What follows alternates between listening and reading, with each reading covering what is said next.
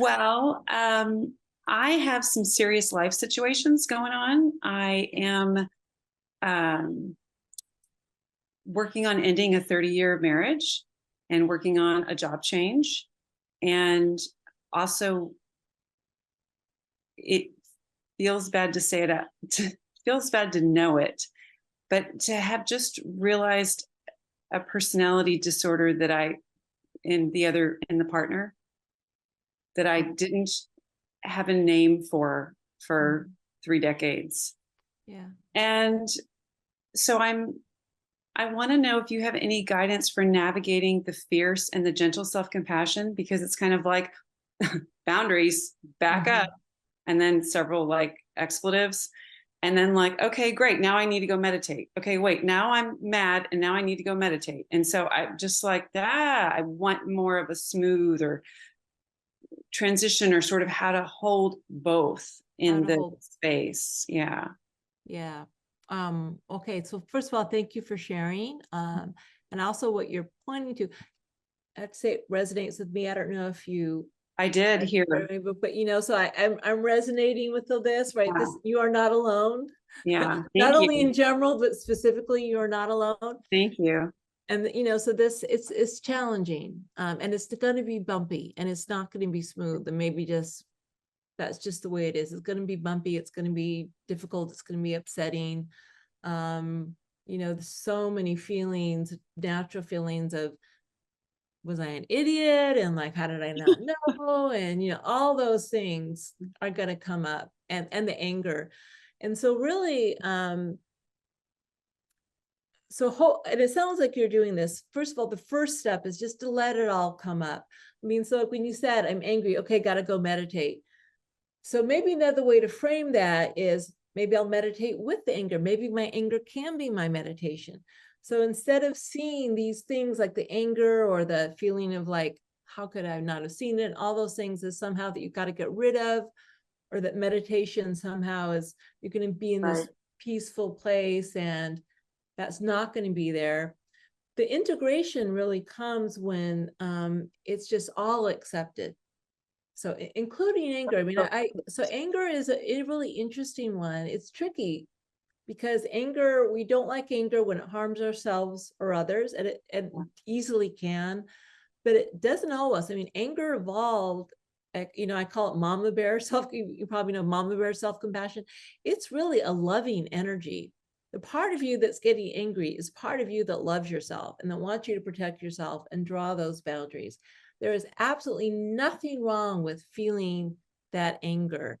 Yeah, you don't want to get personal and call people names and make things worse, but even like old school methods, like taking a waffle bat and hitting a pillow, feeling anger, expressing it. I mean, anger it's a really beautiful energy. It's this strong, powerful, protective energy of no, and I'm going to take care of myself.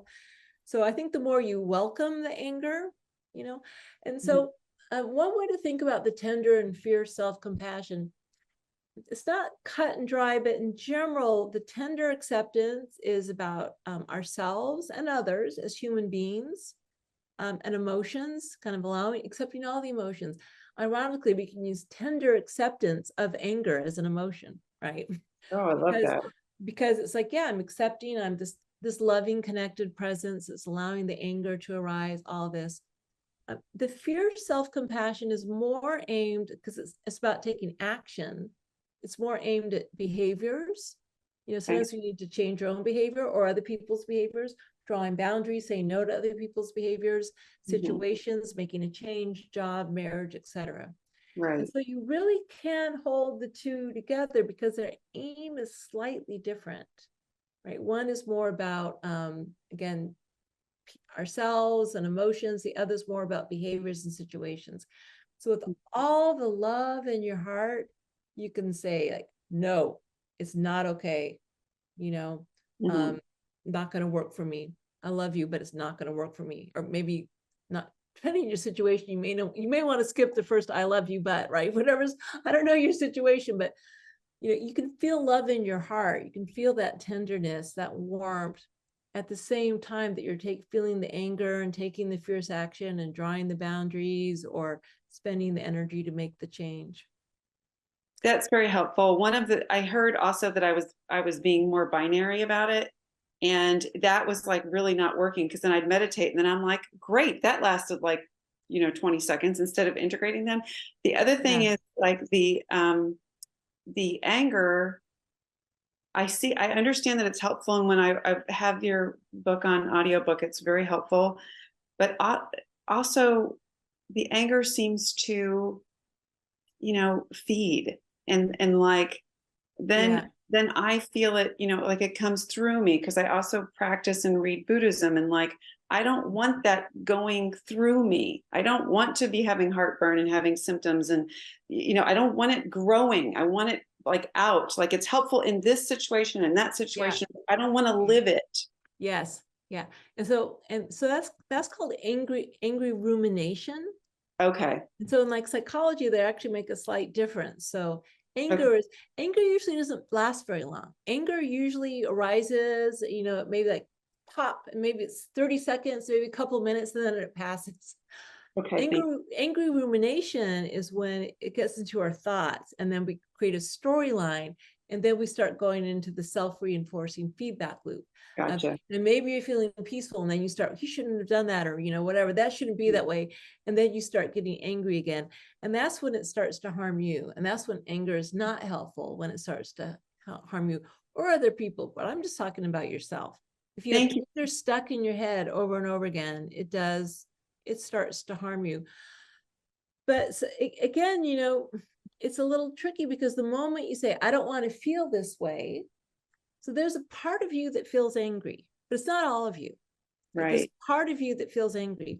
And if you try to shut down that part, that angry part, I don't want to feel you, I reject you. Mm-hmm. And what happens is, a lot of people say, I don't know what came over me. It's like we make our anger this alien who arrived in a spaceship and somehow like overtook the system. It wasn't me.